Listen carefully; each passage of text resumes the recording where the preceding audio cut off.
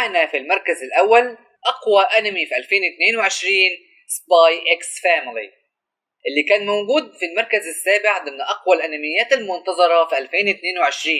هنا المركز الأول، وأنا تابعت الأنمي ده بصراحة وعجبني، بس رأيي إنه ما يرتقيش للمركز الأول، لأن الأنمي فيه تمطيط وحشو على الفاضي، وفيه حلقات كاملة ملهاش أي داعي.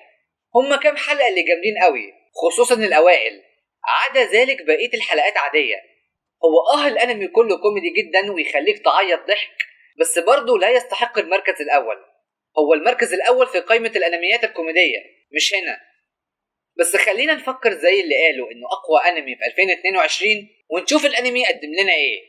الأنمي قدم لنا شخصيات أسطورية اتحفرت في عالم الأنمي، أبرزهم آنيا طبعا، أكتر حاجة كيوت حصلت في عالم الأنمي.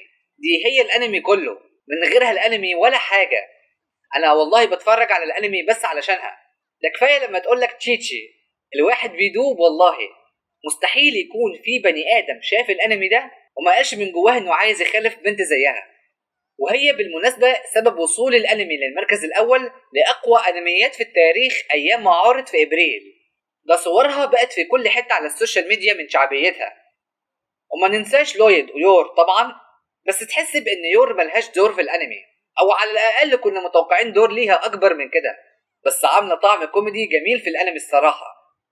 وقصة الأنمي سريعا عن جاسوس هيقوم بمهمة علشان يضمن سلام الشرق والغرب، عن طريق إنه يكون أسرة ويخلي بنته تدخل مدرسة عريقة علشان تقرب هي من ابن سياسي مهم في البلد، ويقدر لويد بعد كده يقرب من السياسي ده. فشوفوا بقى إيه اللي هيحصل، خصوصا مواقف آنيا في المدرسة مسخرة، ولا لما تحتك بابن السياسي ده، ولا لما تيجي تتصدم. أحلى حاجة في الأنمي لما تيجي تتصدم.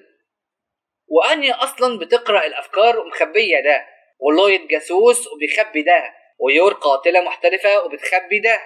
وطبعا أنيا حرشهم وعارفة أسرارهم لأنها بتقرأ الأفكار وهم مش واخدين بالهم، ومتحمسة قوي لأبوها وأمها الجداد.